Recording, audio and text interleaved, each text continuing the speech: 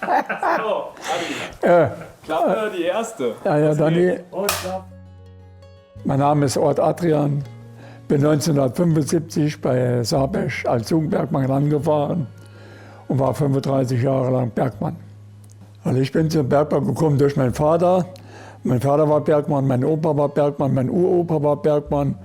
Und zu der Zeit hat es nur eins gegeben, entweder Bergbau oder Hütte. Und ich habe mich damals entschlossen für den Bergbau, weil ich Geld verdienen wollte. Nach meiner Ausbildung als Jungbergmann hatte ich noch ein Jahr im aktiven Bereich, wo ich meinen Hauerschein gemacht habe. Und durch einen Kollege, wo gesagt hat, im Schachtbetrieb werden Leute gesucht, habe ich mich in den Schachtbetrieb gemeldet. Und das habe ich auch nie bereut. War zwar nicht einfach, aber wie gesagt, ich habe das 25 Jahre lang, wie gesagt, mit Herzblut gemacht. Und wie gesagt, die letzten Jahre war ich ja noch am Nordschacht. Und ja, aber der Beruf Schachtzimmerhauer hat mich persönlich ausgefüllt. War zwar eine große Verantwortung, und, weil man täglich hat müssen darauf achten, dass der Schacht laufbar ist. Und es war ja in der Regel war es ja so, wenn ein Verletzter gemeldet wurde oder schwer Verletzter gemeldet worden ist, ist automatisch der Schachtbetrieb stillgelegt worden und ist auf den Schwerverletzten gewartet worden. In der Regel war das im Schachtbetrieb war das so, der Schachtzimmerhauer war immer dafür zuständig, Langmaterial zu fahren. Das heißt, Langmaterial unter den Korb zu ziehen und nach Untertage zu befördern. Das waren Rohre, Bänke. Bänke sind zum Beispiel bei uns im Bergwerk Wahnd ins Korbdach hineingeschoben worden. Da war ein Mann auf dem Dach und hat die Bank dann angenommen. Und da sind wir dann, wie gesagt, da waren dann so 8 Bänke am Korbdach, waren die dann drin. Und sind wir dann nach Untertage gefahren und haben die dann unten dann in eine E-Dechse abgeschmissen. Und so haben wir auch, wie gesagt, das waren Bänke, Rohrmaterial, Trafos und alles, das ist entweder in den Korb oder unter den Korb gehangen worden. So. Und wir haben im Schachtbetrieb jede Menge Berge gefahren, weil der Streckenvortrieb war einfach so, die haben Berge gefahren und das waren in 1000 Liter Bergewagen.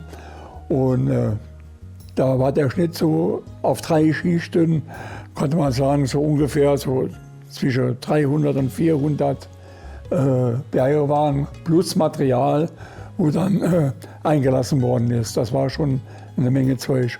Und wie gesagt, da hat man als Schachtzimmerhauer oder Anschläger auch immer darauf achten, dass der Schacht fahrbereit war, dass da auch nichts passiert war. Dass die Bergleute wenn sie fertig waren mit ihrer Tätigkeit in den Streben, an Schacht kommen sie an, Schacht, da ist alles in Ordnung, wir können wieder anständig rausfahren. Das war die größte Aufgabe des Schachtzimmerhauers, dass die Bergleute immer ausfahren könnten, wenn irgendwas passiert wäre. Und wie gesagt, als Schachtzimmerhauer sind jeden Tag Kontrolle gemacht worden. Das waren die Eckführungen, die Mitteleinstriche sind kontrolliert worden. Und ja, also das war wirklich schon eine, ich sage jetzt mal, eine 100-prozentige Sache. Ist alles schmierlos gelaufen, auch wie gesagt mit einem Seil schauen. Das Seil ist von den Übertageschlossern gesehen worden. Ist eine Bühne gelegt worden am Schacht und da ist das Seil ist dann an dem Schlosser oder dem Anschläger, der wo dabei war, vorbeigefahren. Und da haben die genau gesehen, ob das Seil einen Schaden hat oder nicht. Hat er ein Seil einen Schaden, ist dann die Zahl, sage ich jetzt mal, 220 aufgeschrieben worden. Und bei den 220 1 Meter nach oben oder 1 Meter nach unten, wenn da 21 Brüche drauf waren, ist das Seil direkt das Wochenende drauf gewechselt worden. Das war einfach so. Die Sicherheit ist im Steinkohlenbergbau, was solche Sachen betrifft, sehr, sehr hoch geschrieben worden. Und man hat schließlich, das muss man immer wieder sagen, gelernt von dem Grubenunglück 1962 von Luisenthal. Und da ist die Sicherheit dermaßen so hochgeschraubt worden. Und Sicherheit kostet einfach Geld. Und ich war ja auch, wie gesagt, Sicherheitsbeauftragter im Schachtbetrieb. Und wenn da irgendwas unklar war, bin ich dann zu meinem Steiger gegangen und habe zu meinem Steiger gesagt, das und das müssen wir jetzt reparieren, das muss gemacht werden. Und das ist auch dann gemacht worden. Ne? Also, wie gesagt, das war nicht immer einfach, das muss man dabei sagen, aber der Zusammenhalt von den Schachtzimmerhabern oder überhaupt von den Bergleuten ist für mich einmalig. Also, ich würde zu jeder Zeit wieder Bergmann werden.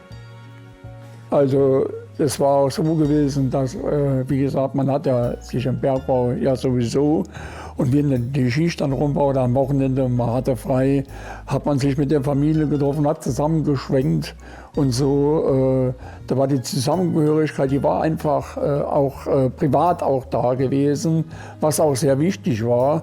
Und wir haben zusammen Fußball gespielt oder was weiß ich, Tennis gespielt oder was. Aber die Zusammengehörigkeit, die war wichtig.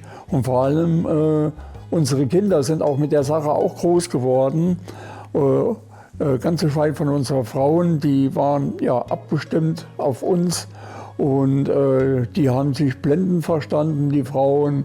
Und das hat auch müssen so sein, weil ja, das hat irgendwo geprägt. Bergbau, Untertage wie Übertage zu Hause, das war einfach, wir treffen uns heute noch mit 15 Mann einmal im Monat, wo wir frühstücken gehen. Das ist jetzt am Donnerstag jetzt dann wieder der Fall, da freue ich mich jetzt schon wieder drauf. Und da sind dann 15 Kollegen, wenn dann ein Kollege anfängt vom Bergbau zu reden, dann können Sie sich dann vorstellen, wenn 15 Bergleute schnattern, und dann geht das Ganze dann ab, dass die Leute dann da rundherum gucken, was ist denn da hinten am Tisch los. Ne? Ja.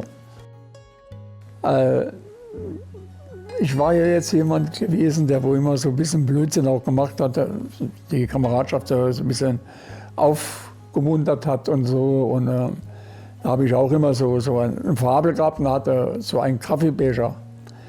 Und der Kaffeebecher habe ich dann immer, bin ich dann hinter der Schacht dann so gelaufen und habe so einen Bergmann auf den Helm draufgesetzt. Und dann können Sie sich dann vorstellen, wenn der dann nach vorne an den Schacht gekommen ist, dann haben dann, wie gesagt, 150 Leute gegrölt und gemacht und haben ihn angeguckt. Und dann hat er gesagt, oh, heute sind aber alle wieder freundlich zu mir. Ne? Und aber er hat nicht gemerkt, dass er einen Kaffeebecher auf dem Helm hatte. Und wenn er dann auf die Etage zugegangen ist, und habe ich zusätzlich noch den Vorhang extra hochgehalten, dass er wirklich schön gerade auf den Korb gehen konnte und der Kaffeebecher war auf seinem Helm weiter drauf gewesen. Ne? Ja. Die Kameradschaft, die war alles sowas von phänomenal. Das kann man gar nicht irgendwie beschreiben. Also, da hat einer den anderen gekannt. Und für mich persönlich war das auch irgendwo wichtig. Nicht nur wir als Kameraden, auch meine Vorgesetzten, meine Steigern und alles.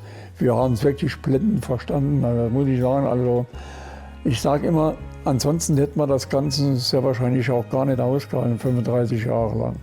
Weil es war immer irgendwo Druck dahinter. Aber wir Bergleute konnten mit dem Druck umgehen. Das muss man dabei sagen.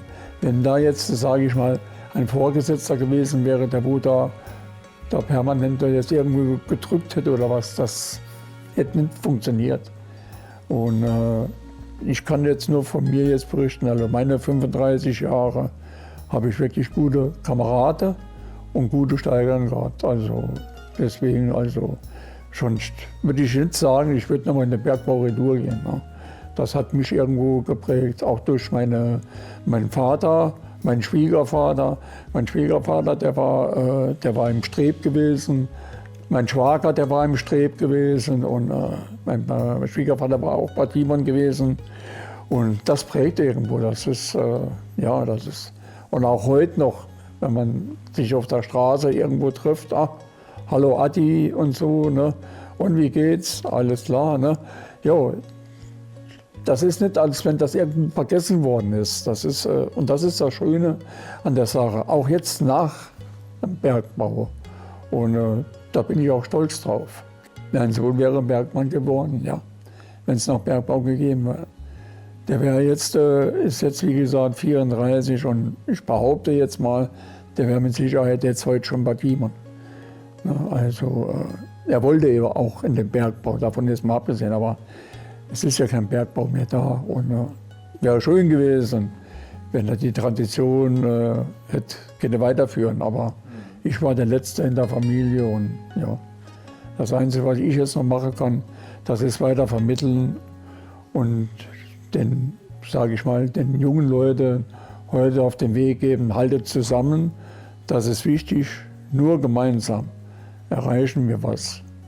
Und das hat im Bergbau immer funktioniert und was auch geprägt hat mich, das war 1997, wo wir Bergleute nach Bonn gegangen sind. Und das vergesse ich nie, da waren damals auf der FDP-Zentrale in Bonn, waren damals Ruhrpottler, die waren angekettet gewesen. Und da sind wir vom Bergwerk Warnt-Luisenthal, waren als erster mit dem Bus dort oben gewesen. Und da haben die gesagt, ei, ihr Saarländer, da habe ich gesagt, das war noch nicht der letzte Bus. An dem oben, das sind, ich glaube, 8 oder 9 Busse vom Saarland sind da hochgekommen und haben die Kreuzung dahin direkt alles wieder dicht gemacht. Und ja, und das hat auch geprägt. Ne?